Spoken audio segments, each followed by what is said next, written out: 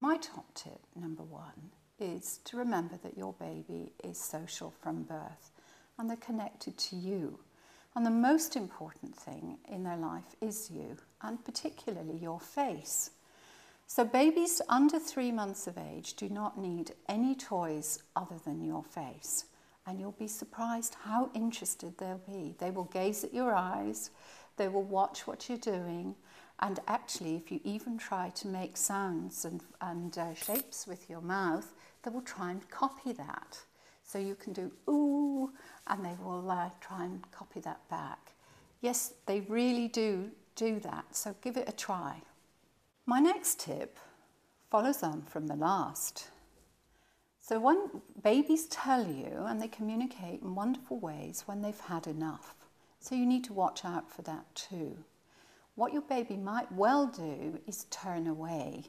And that's them communicating to you, this was very exciting, but I've had enough now. I would like to stop for a minute, and I want to think about that and really savour my experience that I've had. So often I've had mums who will follow their baby round because they don't want to lose that connection, or they think that the baby doesn't like them anymore and feel quite bad that they must have been doing something wrong. But that just is not so.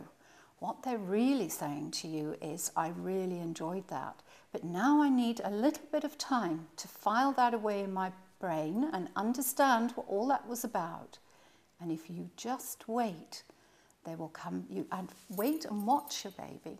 They will turn back to you, ready to engage and play with you again.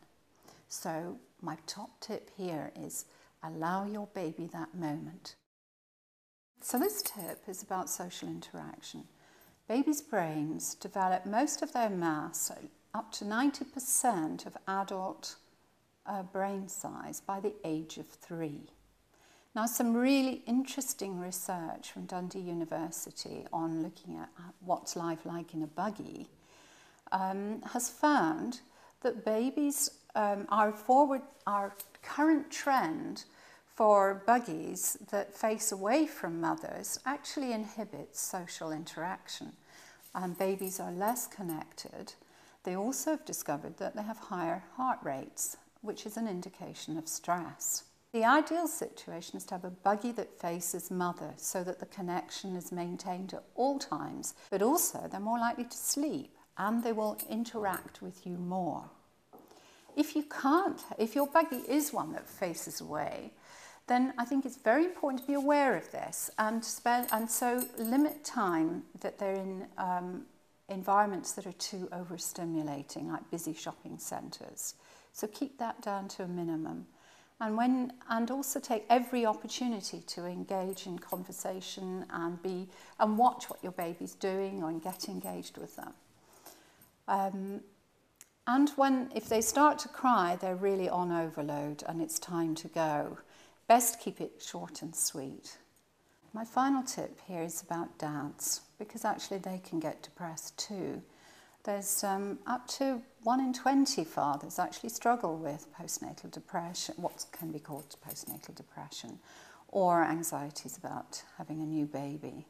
So this top tip, and they deal with it in ways, usually by drinking too much alcohol or throwing themselves into work or finding that they're very irritable.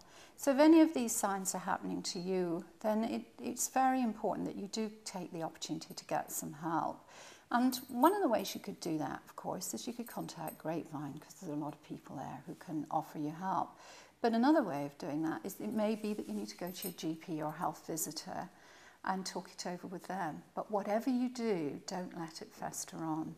It's so important, and it's not something to just let, to bottle up.